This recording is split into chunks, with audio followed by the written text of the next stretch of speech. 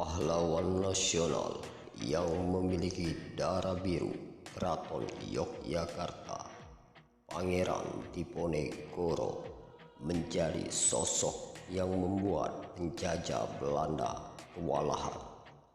Meskipun akhirnya berhasil ditangkap, namun ribuan nyawa pasukan Belanda melayang dalam Perang Jawa yang terjadi di tahun 1825 sampai 1830. Putra sulung Sri Sultan Hamengkubuwono III dari salah satu selir ini pun berani keluar dari istana dan membaur dengan rakyat untuk berjuang mengusir Belanda. Tokoh yang nama mudanya Raden Mas Ontowiryo ini pun menjadi pemimpin rakyat melawan Belanda dengan keberanian yang luar biasa.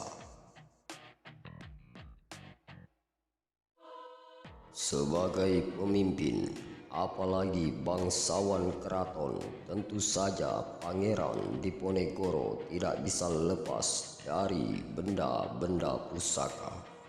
Salah satu pusaka yang membuat Belanda ketakutan adalah keris Kiai Nogo Siluman. Sebuah keris yang berhasil dirampas Belanda kemudian diserahkan kepada Ratu Wilhelm pertama. Menurut sejarah, keris ini sempat dinyatakan hilang secara misterius. Namun belakangan, keris ini berhasil diketahui keberadaannya dan dikembalikan ke Indonesia. Sejarawan Universitas Gadjah Mada Sri Margana menjelaskan, keris yang dirampas Belanda tersebut adalah keris Kiai Nogo Siluman, sebuah keris yang diduga menjadi senjata saat berperang yang selalu melekat dengan tubuh Pangeran Diponegoro. Keberanian Pangeran Diponegoro berperang dengan pusaka inilah yang menjadikan Belanda kewalahan.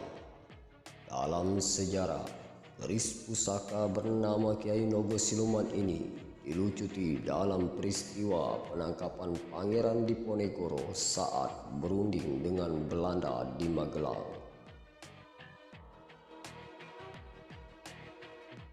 Raden Saleh, maestro seni lukis Indonesia, ketika berada di negeri kincir angin, pernah menyentuh keris ini secara langsung dan merasakan aura kesaktiannya. Ketika memegang keris Kiai Nogo Siluman, relung batin Raden Saleh bergejolak dan hatinya bergetar. Sementara itu, Peter Carey, sejarawan peneliti Pangeran Diponegoro menyebut, pemberian nama Nogo Siluman pada keris ini kemungkinan karena Pangeran Diponegoro pernah bersemedi di Gua Siluman dalam perjalanannya pada tahun 1805 dan kemudian didatangi Putri Genowati, salah satu dayang Ratu Kidul yang menguasai pantai selatan. Karenanya, keris ini mengandung makna hubungan antara manusia dari dunia nyata dan makhluk gaib yang tak kasat mata.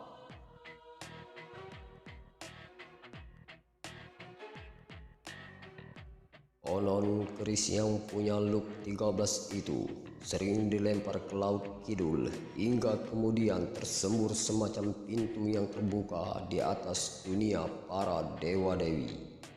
Pangeran Diponegoro sangat hafal akan hal itu, dan Ratu Kidul pun pernah datang untuk menawarkan bantuan pasukan gaibnya untuk mengusir Belanda membantu Pangeran Diponegoro. Namun Pangeran Diponegoro menolaknya, seraya berkata ia tidak membutuhkan pertolongan dunia gaib untuk urusan duniawi.